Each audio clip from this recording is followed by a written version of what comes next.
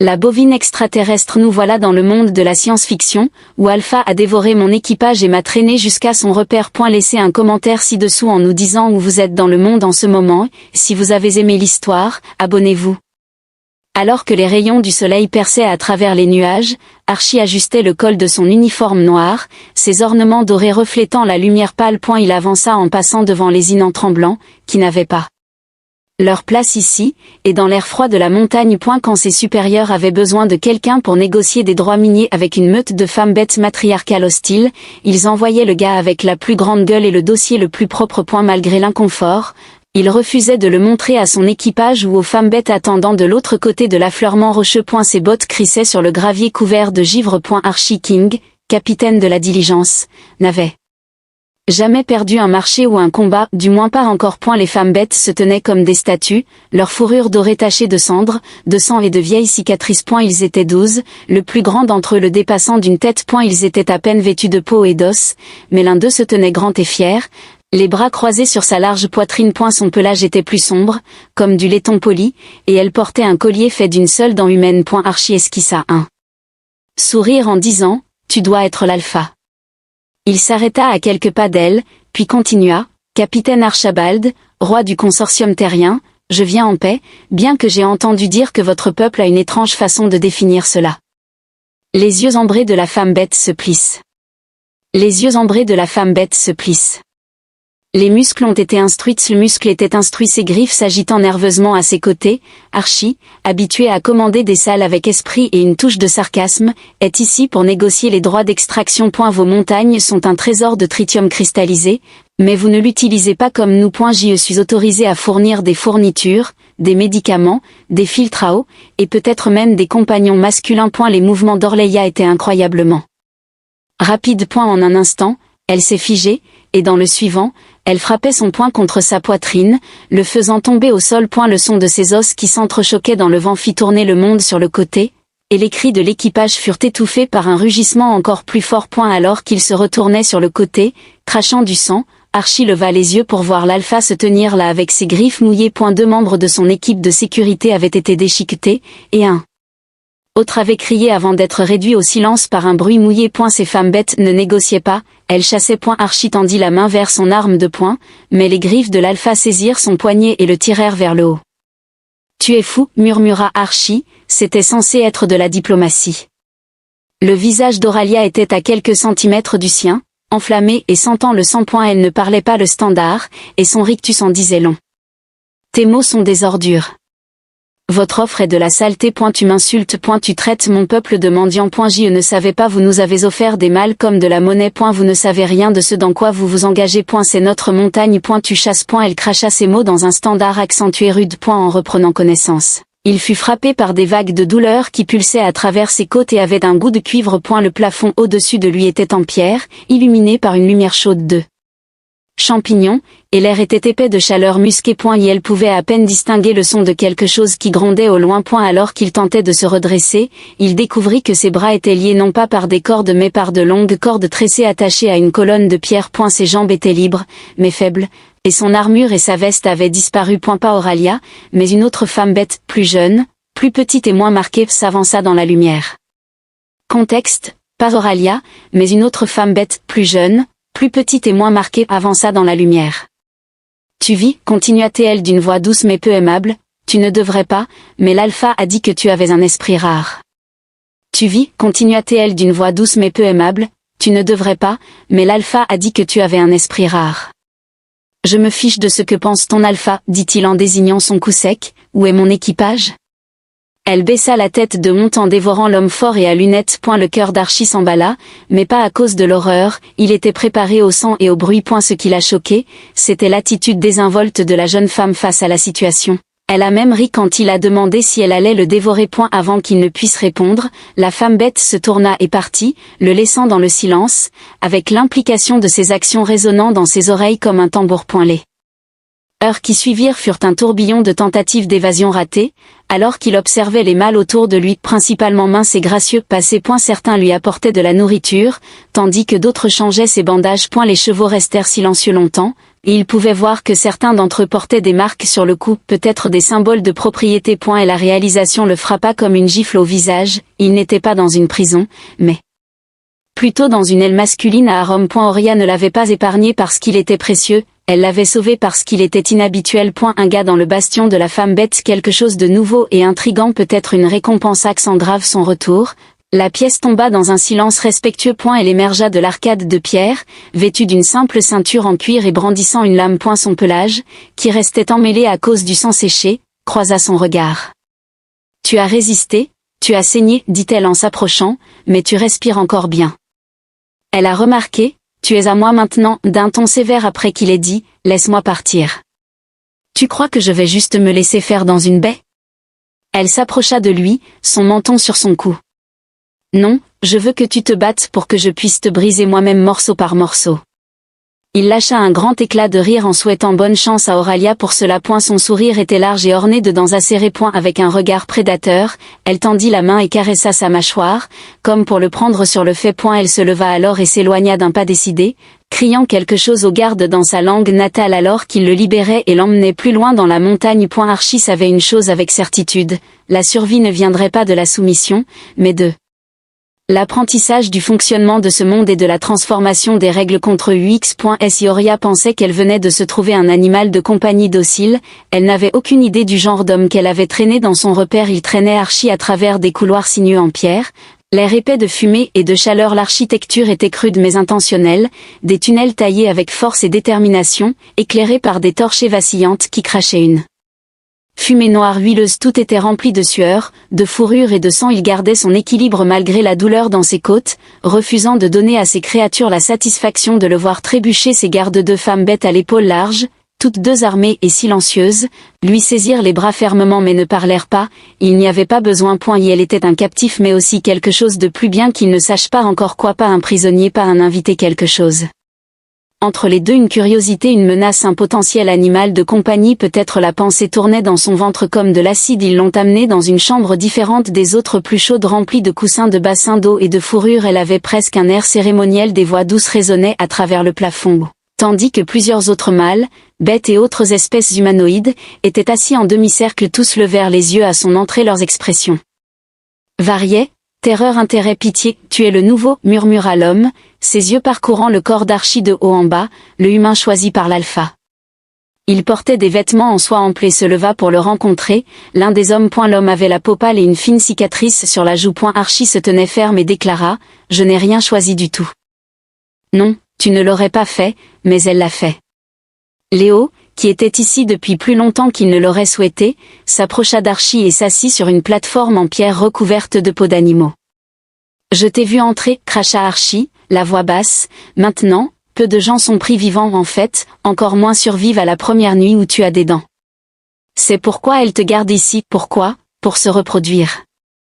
Ce n'était pas une bataille, Léo le prenait au sérieux maintenant, prêt à affronter Archie. Son rire était perçant et cruel, et elle m'a mis KO pendant son introduction. Ce n'est pas ce que vous croyez. Vous voyez des hommes ici et pensez que nous sommes des captifs, mais nous sommes des atouts. Certaines personnes viennent ici de leur plein gré, tandis que d'autres apprennent à la dure. Où c'est différent. Archie n'a rien dit, mais la tension dans sa mâchoire en disait long. Léo se pencha un peu plus près. Elle est toujours l'alpha, mais elle veut plus que de l'obéissance. Elle veut se connecter avec ses suiveurs et partager le pouvoir, pas le voler. Cela implique qu'elle obtient ce qu'elle veut et que je ne reçois rien en retour. Es-tu sûr de cela, Léon? Il a posé la question de manière très polie, comme pour évaluer ton niveau de certitude, et Archie n'a pas eu le temps de répondre. On vous convoque, dites-vous? Convoqué. Léo se leva d'un bond lorsque le corps retentit dans le couloir. Archie murmura, excellent, comme un chien.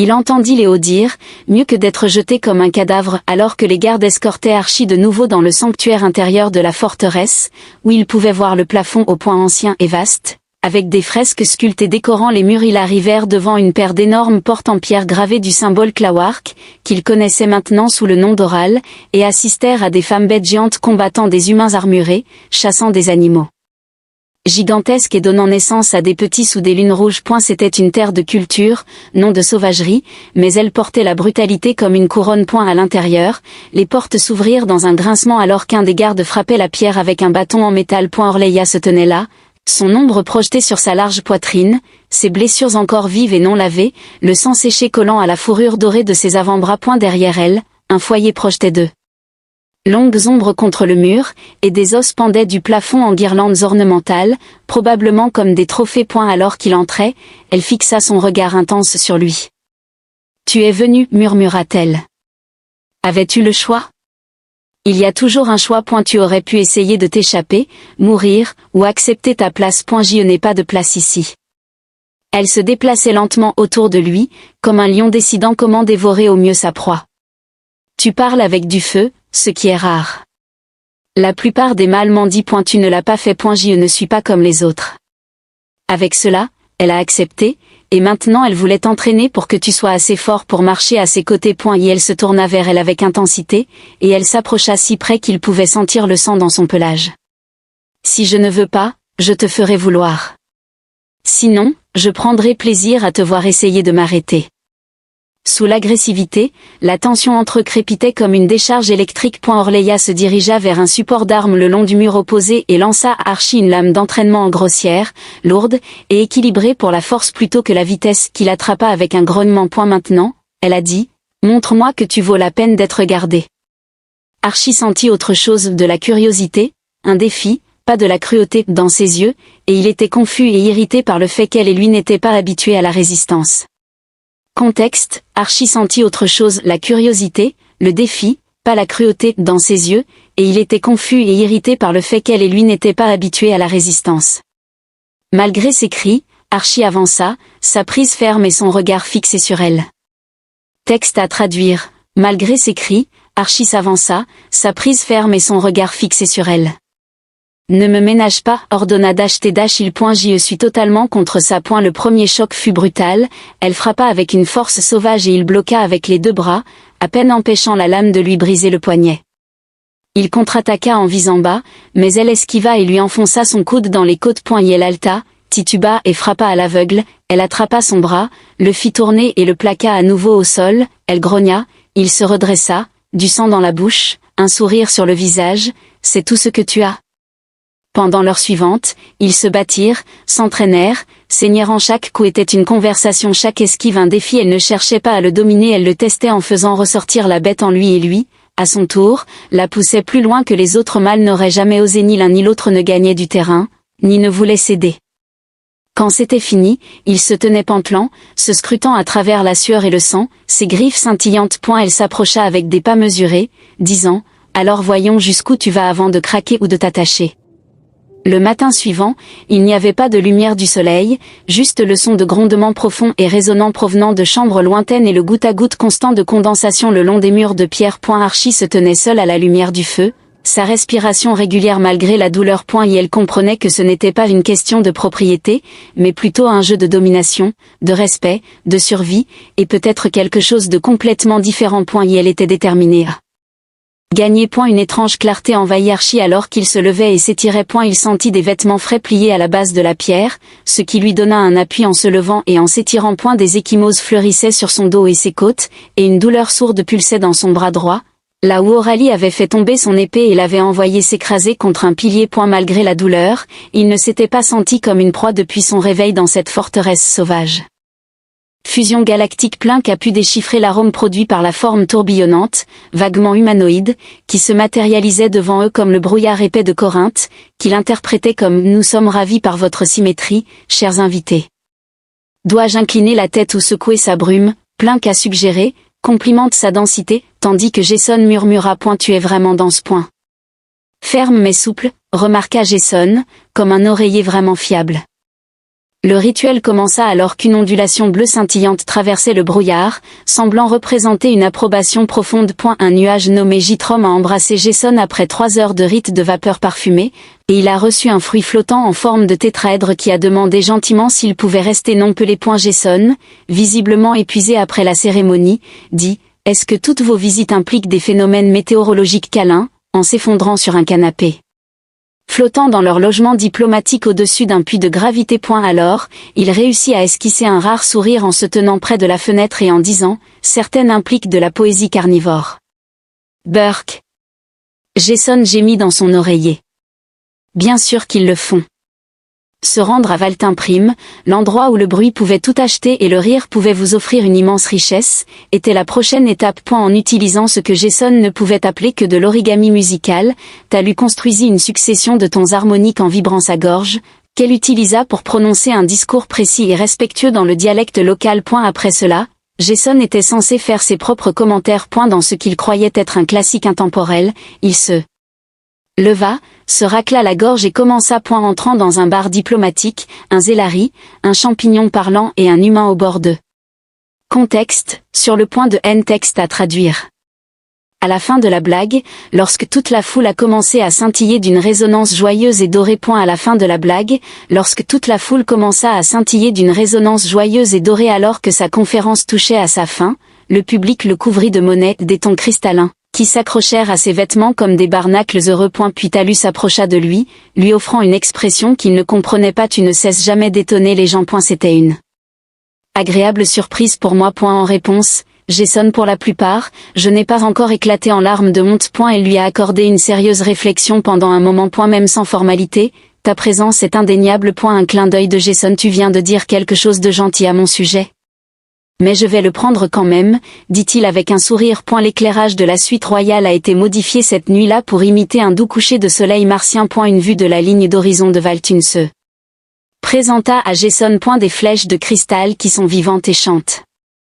Les groupes hostiles commençaient à s'adoucir alors que la tournée se déroulait bien. À plusieurs reprises, les plaisanteries et les sourires presque esquissés de Jason ont été diffusés par les médias. Malgré tout ce qui s'était passé, il ne pouvait toujours pas se défaire d'une inquiétude grandissante. Peut-être que ce n'était jamais drôle au départ, mais maintenant c'était sérieusement sérieux. Jason commençait à réaliser que chaque chambre du palais royal avait un arôme subtil de lumière stellaire et quelque chose qu'il ne pouvait appeler que citrus philosophique. C'était le genre d'arôme qui vous laissait à la fois étrangement revitalisé et perplexe sur le sens de la vie. En sirotant une boisson dont la saveur changeait selon son humeur, il se prélassait sur le pont supérieur du solstice ardent, comme dans une capsule de discussion en apesanteur. C'était un mélange de beurre de cacahuète et de regret profond à cet instant. Plink passa nonchalamment, projetant lentement des graphiques et des titres à l'échelle du cadran. Selon le gazouillis du droïde, vos taux d'approbation ont de nouveau grimpé. Il semble que votre commentaire sur le brouillard de Corinthe ne jugeant pas votre historique de recherche soit devenu viral dans 8 langues différentes. Et la brume essaie maintenant de faire nommer une formation nuageuse d'après vous. Un clin d'œil de Jason. Je n'avais aucune idée que les nuages pouvaient influencer la politique.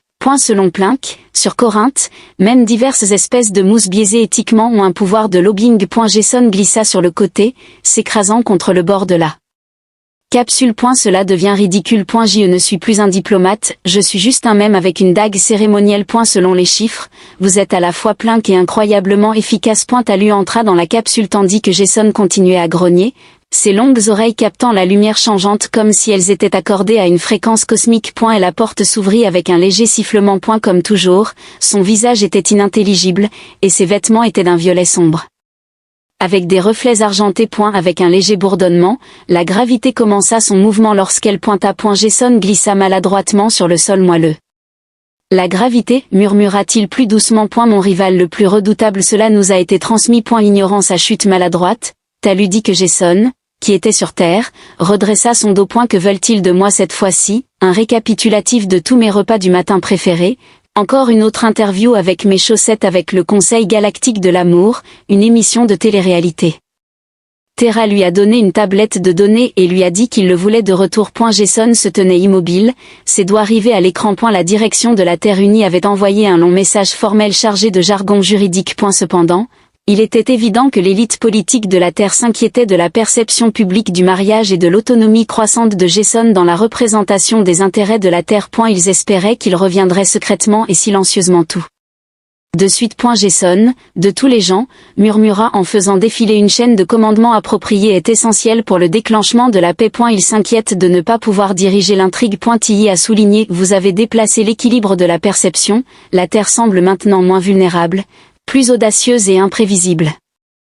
Avec un rire amer, Jason a lâché. Pourquoi? Parce que leur émissaire a proposé de manière inattendue à une reine d'une autre planète. L'imprévisibilité sert de moyen de dissuasion. Alors qu'il posait soigneusement la tablette, elle corrigea, en disant, il pense que je suis devenue rebelle.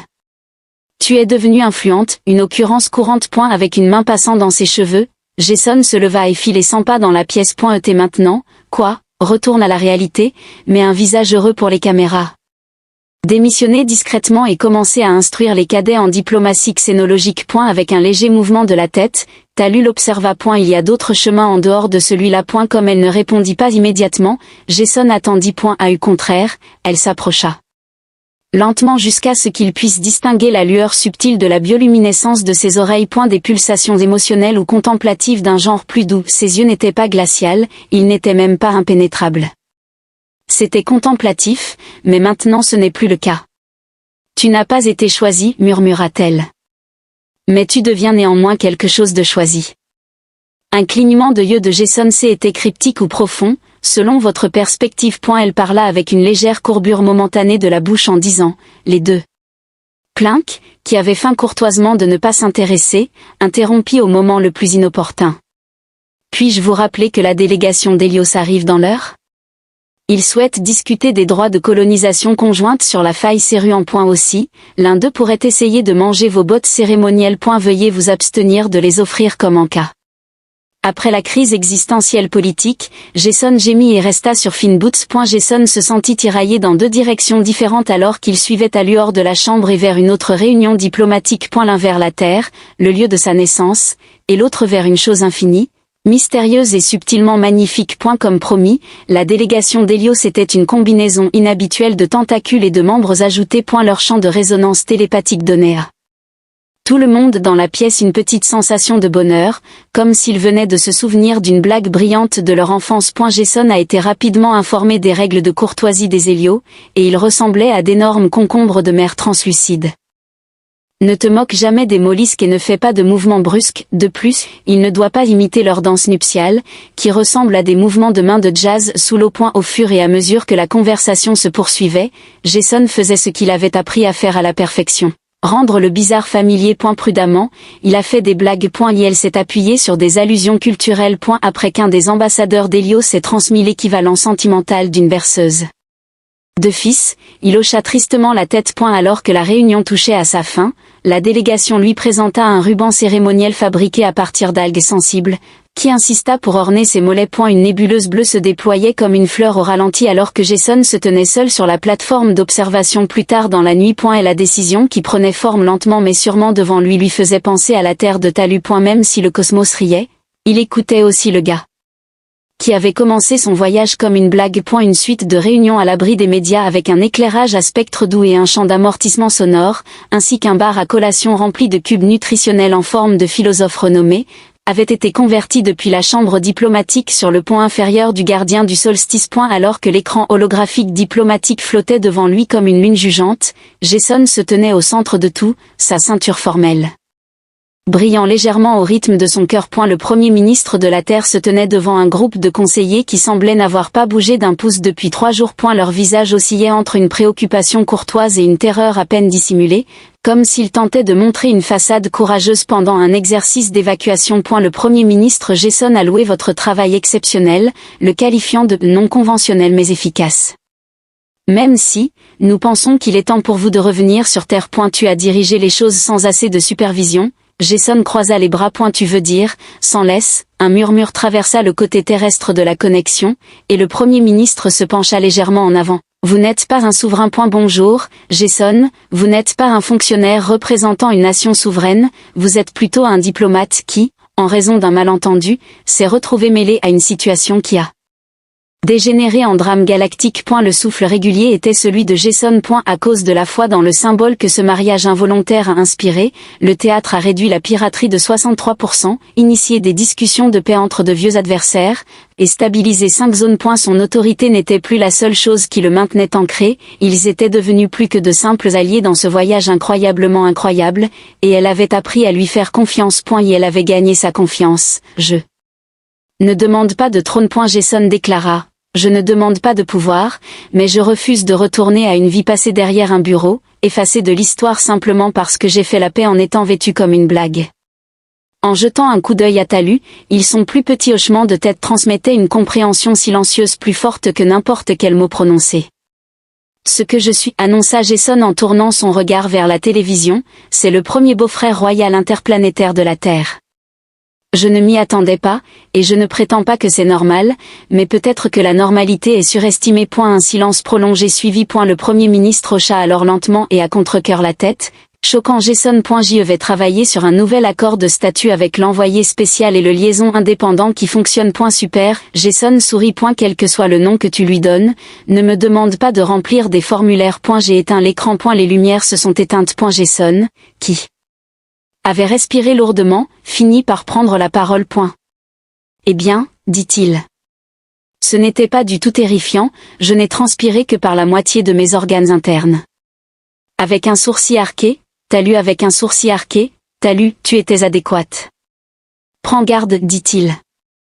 Continue comme ça et je pourrais penser que tu m'aimes vraiment.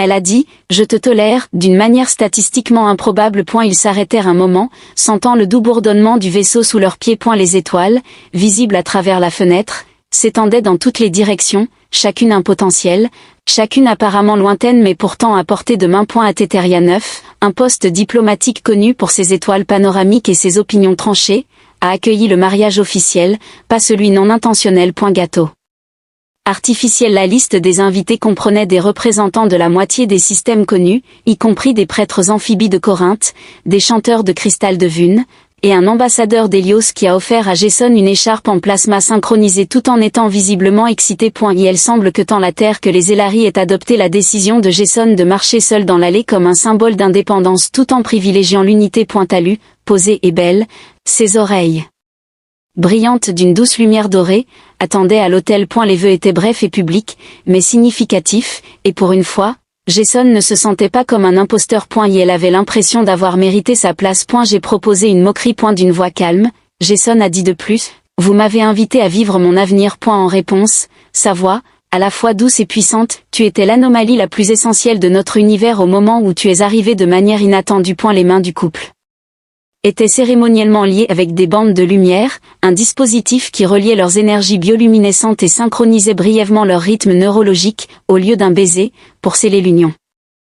Les mains du couple étaient cérémoniellement liées avec des bandes lumineuses, un dispositif qui reliait leurs énergies bioluminescentes et synchronisait brièvement leur rythme neurologique, au lieu d'un baiser, pour sceller l'union.